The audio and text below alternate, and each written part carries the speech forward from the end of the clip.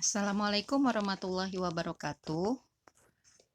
Apa kabar anak-anak? Semoga hari ini dan selanjutnya kalian selalu dalam keadaan sehat dan selalu dalam lindungan Allah Subhanahu wa taala. Oke, jadi hari ini kita masih melanjutkan tentang momentum dan impuls, di mana tentang momentum dan impuls ini sudah kita pelajari di 2 pertemuan sebelumnya. Kita ingat kembali beberapa hal tentang momentum dan impuls ini ya.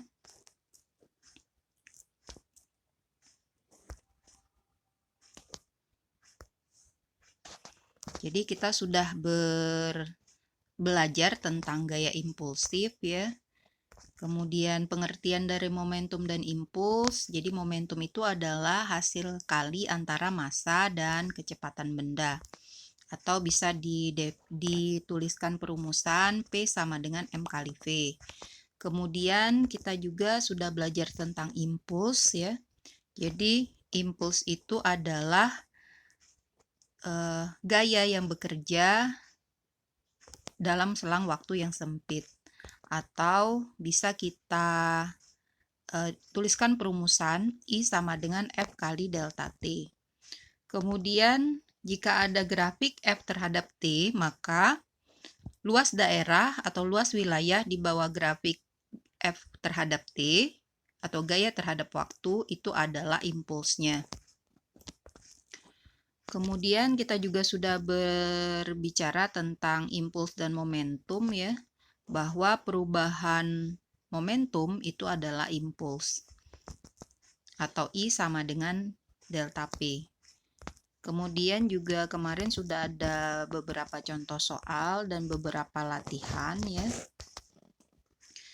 Oke, kemudian juga di pertemuan sebelumnya kita sudah berbicara tentang hukum kekekalan momentum. Jadi momentum sebelum tumbukan itu sama dengan momentum setelah tumbukan. Dan hukum kekekalan momentum ini berlaku untuk 3 jenis tumbukan, yaitu pada tumbukan lenting sempurna, lenting sebagian, dan tidak lenting sama sekali. Tetapi untuk tumbukan lenting sempurna berlaku juga hukum kekekalan energi kinetik atau energi mekanik. Nah, di sini hukum kekekalan energi kinetik yaitu energi kinetik sebelum dan setelah tumbukan adalah sama. EK1 ditambah EK2 sama dengan EK1 aksen ditambah EK2 aksen. Kalau untuk hukum kekekalan momentum berlaku untuk semua jenis tumbukan. Kemudian untuk tumbukan lenting sempurna, koefisien restitusi adalah 1. Untuk tumbukan lenting sebagian, berlaku juga hukum kekekalan momentum, di mana koefisien restitusinya berada di antara 0 sampai 1. Untuk tumbukan tidak lenting sama sekali, juga berlaku hukum kekekalan momentum, tetapi syaratnya adalah bahwa untuk tumbukan tidak lenting sama sekali, kedua benda yang bertumbukan akan menempel satu sama lain, sehingga kecepatannya setelah tumbukan adalah sama. Kecepatan kedua benda setelah tumbukan adalah sama, di mana E atau koefisien restitusinya adalah 0 untuk tumbukan yang tidak lenting sama sekali. Ya, nah ini ada soal kemarin ya, akan kita bahas di pertemuan berikutnya juga. Nah, ini untuk pelajaran kita hari ini, yaitu aplikasi momentum dan impuls dalam kehidupan sehari-hari. Jadi, momentum dan impuls ini banyak terjadi dalam kehidupan sehari-hari ya. Contohnya adalah pada peluncuran roket. Ini. Gambarnya ada di sebelah kanan. Jadi, gaya dorong pada roket itu adalah impulsnya sama dengan perubahan momentumnya. Jadi di sini bisa kita buatkan persamaan bahwa F kali delta T itu sama dengan delta M dikali V. Atau F kali delta T sendiri adalah I Delta MP itu adalah P. Jadi I sama dengan delta P. Atau impuls sama dengan perubahan momentum. Berikutnya, pada air safety bag. Jadi air safety bag itu kantong udara yang akan kembung ya pada saat tabrakan. Jadi pada saat tabrakan, airbag itu hanya akan berfungsi atau hanya akan muncul ketika terjadi tabrakan. Jadi air safety bag ini digunakan untuk memperkecil gaya akibat tumbukan yang terjadi pada saat tabrakan. Nah, kantong udara itu tadi dipasang pada mobil dan dia dirancang untuk keluar dan mengembang secara otomatis pada saat tabrakan terjadi. Jadi hanya akan keluar ketika tabrakan terjadi. Nah, kantong udara ini mampu meminimalkan efek gaya terhadap benda yang bertumbukan.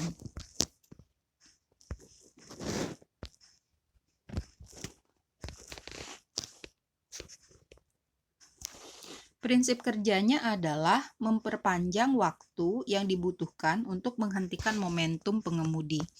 Nah, jadi untuk air safety bag ini atau kantong udara ini itu ada contohnya di sebelah kanan ya. Nah, bisa dibayangkan kalau misalnya tidak ada airbag atau kantong udara ini, ada bahkan di beberapa film diperlihatkan ya bahwa keadaan pengemudi akan menjadi fatal karena tidak adanya kantong udara ini. Ya, ini ada tugas ya, nomor 1. Nomor 1 ini silahkan dibaca. Massa total sebuah roket 0,75 ton. Roket mampu menyemburkan gas panas sebanyak 40 kg setiap 1 sekon. Jika diketahui gas panas tersebut disemburkan keluar dengan kecepatan 250 meter per sekon, tentukan jarak jelajah roket dalam waktu 1 menit. Ya, nah jadi ini silahkan dikerjakan. Nanti Ibu buatkan tempat tugasnya di Google Classroom ya.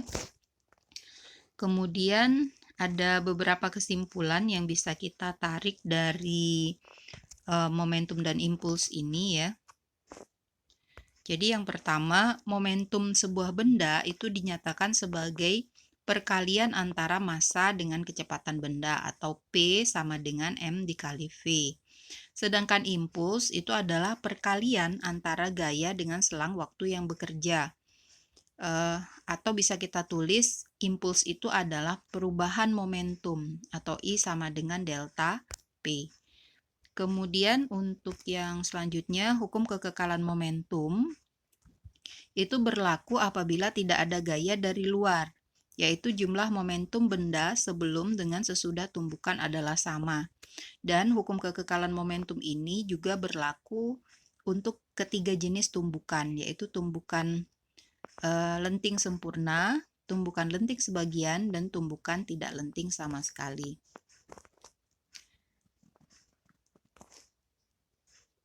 Ya, nah untuk kuis, ini kuis ada 2 soal ya. Ada soal pertama, ada soal kedua. Nah, jadi di sini ada 3 soal dengan 1 soal yang tadi ya.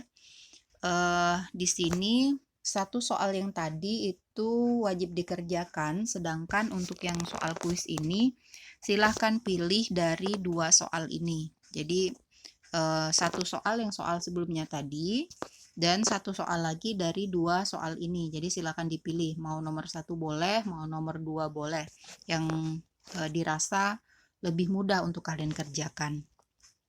Jadi untuk nomor 1 ini perubahan momentum dan gaya ini yang dasar sekali ya. Perumusannya bisa lihat di video kita yang pertama, di pertemuan yang pertama tentang momentum dan impuls ini. Sedangkan yang kedua ini tentang hukum kekekalan momentum. Jadi di videonya bisa dilihat di video yang kedua ya. Ya, itu saja untuk pertemuan kali ini anak-anak ya. Jadi minggu depan itu kita akan Zoom ya. Akan membahas ya tentang soal-soal yang sudah kalian kerjakan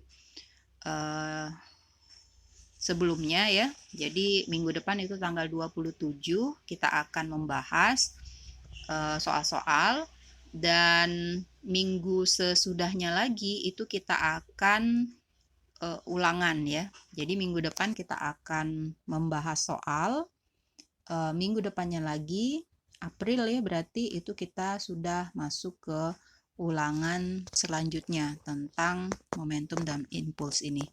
Ya itu saja anak-anak untuk hari ini. Tetap semangat ya, silakan dikerjakan soalnya. Tetap jaga kesehatan. Ibu akhiri, assalamualaikum warahmatullahi wabarakatuh.